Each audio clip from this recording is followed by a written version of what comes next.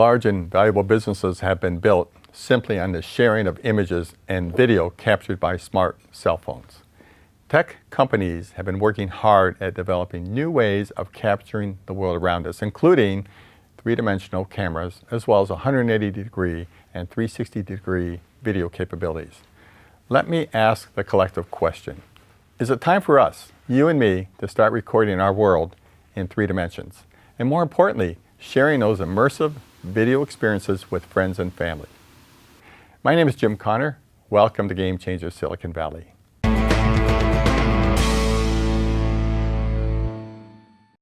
My guest tonight is Han Jin, CEO and co-founder of Lucid, the creator of the Lucid camera, providing the consumer with an entrance point into the world of 3D video.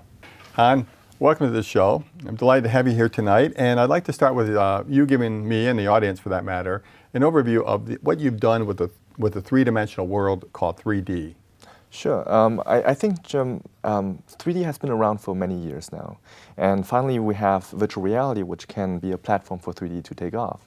And so we developed a camera, which is LucidCam, which can capture the same way like human eyes see, which means with true depth and peripheral vision. This is a camera, correct? Yeah, that's correct, yes. So you showed this to me. You might as well pick it up and show our audience here. Sure, sure. I wasn't aware of this, but we as humans have 180 degrees of vision, correct? We actually have less. We have 60 degrees with our peripheral vision. Oh, but the rest is peripheral, right? That's correct. But you capture 180 degrees, is that right? That is correct. In other words, if I look out, everything in the camera will capture virtually everything going out on both sides of me. That is correct, yes. Then what happens? Does the person do they edit this, or do they share it as an experience of what they went, and then I can look up, down, all around, do whatever I want? How do you proceed to have this shared with other people? Yeah, actually we focus on simplicity, which means we connect it through Wi-Fi to your mobile phone, and then you can Wi-Fi directly the video or whatever you have shot, and then you can share it on Facebook or on YouTube, or you just watch it on your mobile phone itself. But I need some application on my mobile phone to watch it, I assume, correct? That is correct, yes. What should I download on my mobile phone to? Lucid app is available on Android as well as iOS. Oh. And that's your app, though. That's right? correct, yes. But like I said, right, in virtual reality, with the split screen, you can create 3D itself. Okay, so you record 3D and virtual reality with this camera. That is correct, yeah. That is really fascinating. I think we have some films with 3D and virtual. It gives a sense of it, but this is even more powerful when you see it yourself. Experience it and you can record it, and then now when you watch it, I feel like you can relive the moment when you were on the roller coaster. So you have an audio port in, is that correct? Or does it just have a microphone? No, we have an audio port in as well. So and it records like human ears do, like on right and left side. Oh, really? Yeah, it does, yeah. This is now almost in production. You're going to start shipping it in the first quarter 2017, is that correct? That is correct, yes. And you're taking orders on your website? Yes, we are taking pre-orders right now at a very discounted price, $399. You've developed this here in the Bay Area, in Santa Clara. Your entire team is here. That's correct. And this is quite a remarkable story. How long has it taken you to develop this technology? Oh, wow. I started a long time ago, I think around 2.5 years. That was when my co-founder actually pulled me aside and said, like, hey, I'm working on something cool. You should check it out. Were you two guys working somewhere and he came up with the idea? Yes, exactly. And I'm like, my background is more in manufacturing and supply chain, and he was working in robotics for a long time. And he said, you should check this out, and gave me a VR headset. At that time, the Oculus DK1. I didn't know what it was. When I looked inside, I was like speechless. I thought that's going to be revolutionizing, right, for the future. And I jumped on board, and that's when we started. You have gone to the consumer market. What was that realization about? I think it has to do with the concept which we came up with. Number one, my co-founder was working on remote control robot, which means mimicking human eyes and how the robot sees the world, which means peripheral vision, true depth, right? We wanted to build a device which is small, pocket size, and anybody can capture anything. At that time, we saw that the trend of 3D is taking off because of VR as a platform to be able to view it. And then second of all, we saw a trend of individualized entertainment through Snapchat, Facebook. Even the new spectacles, like the glasses Snapchat came out with, is from a first-person view how to capture an experience. We wanted to give that, but take it to the next level, which is 3D. Do you have a lot of competition that you're aware of in this market? That's a great question. And so to be honest, we haven't found anyone doing 180 3D. But I think this is actually a solution which will be more viable than 360 2D. Because at the end of the day, in virtual reality, what I want to see is an experience where I feel immersed. Immersiveness has to do with depth. That means like I can touch the person in the front, or immersiveness has to do with being surrounded. And in 2D, I'm just not, feeling like I can touch the person in front of me.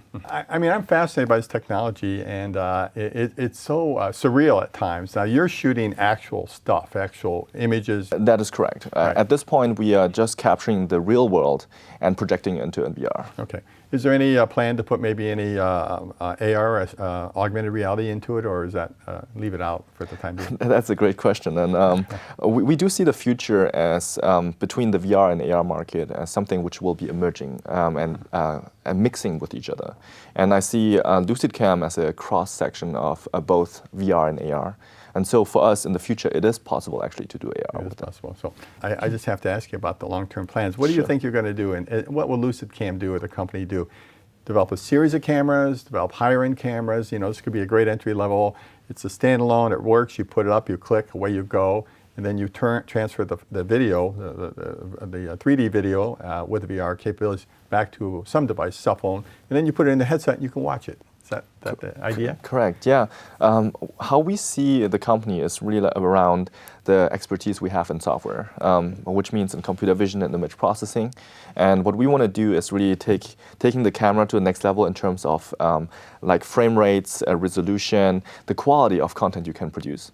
But then taking the content to the next level, which means being able to map out the content, telling you object sizes, telling you distances, or telling you what you have captured and reconstruct the entire scene in 3D. Mm-hmm. And that's what excites me the most. Yeah.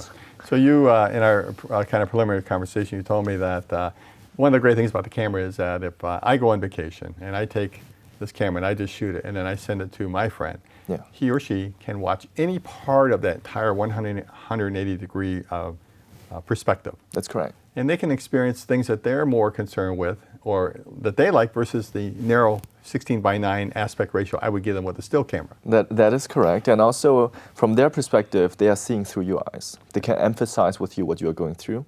They can see and relive that experience exactly like how you captured it. So if I did want to make this 360, I would just simply turn around. That's correct. You can turn it around. You can take 3 of them and put them into a rig where you capture at the same time. And then you stitch that together somehow. Correct. And somehow the person holding the rig has got to get out of the way, get down, duck, or something like that. I know.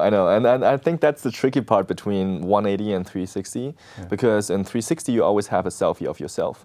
Whether you like it or not. Exactly. And so with 180 you have way more control about the storytelling aspect, which means you have control of what you want to include, what you don't want to include. And that's why we decided to go with 180. Great.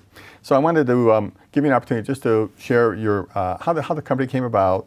As a Silicon Valley technology company, you've got a classic story. You went to Berkeley, you got out, you got this idea, you and another person, you founded the company, you found some investors, and how did that all work out? It worked out pretty well so far, I would say. Was it difficult? You didn't have the camera. No. You had a prototype for it, you had a drawing. Was it difficult to get people to see what you were doing? It was very difficult. I mean, like we are swimming against the stream of 360 cameras. But at that time, I already told them, right, 3D is the next level of VR, or 3D is true VR. 360 2D is a wave for the first wave to come, and then the next wave will be 360 3D and 180 3D.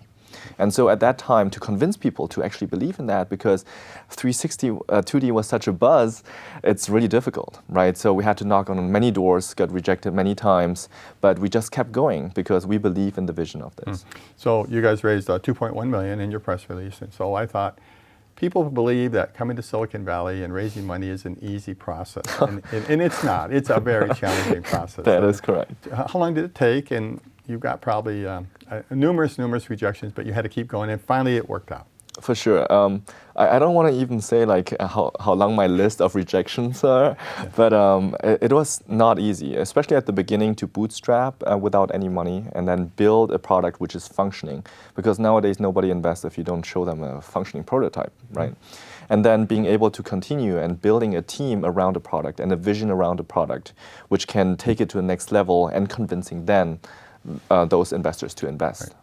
You're getting some traction, or you're getting some distribution out there, and you're selling it direct. And I think our next steps is to go on Amazon, so you can order on Amazon. I think a lot of 3D enthusiasts love this camera. They come to us and say like, you are the only one in the market. I need to have it.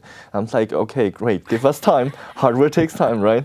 And we are ramping up very fast. And now we are having already first production batch completed and going to CES next year and shipping in Q1. Well, let's let you give our audience a way to follow up if they'd like more information about the camera, the company, your website, whatever you would like. Sure. To reach out at lucidcam.com. That's our website. You can place pre-orders up there. You can reach out anytime to me, han@lucidcam.com. That's my private email. Okay. And then, we are always available on Facebook, on Twitter. Please ping us whenever you have a question. Okay, Facebook, great.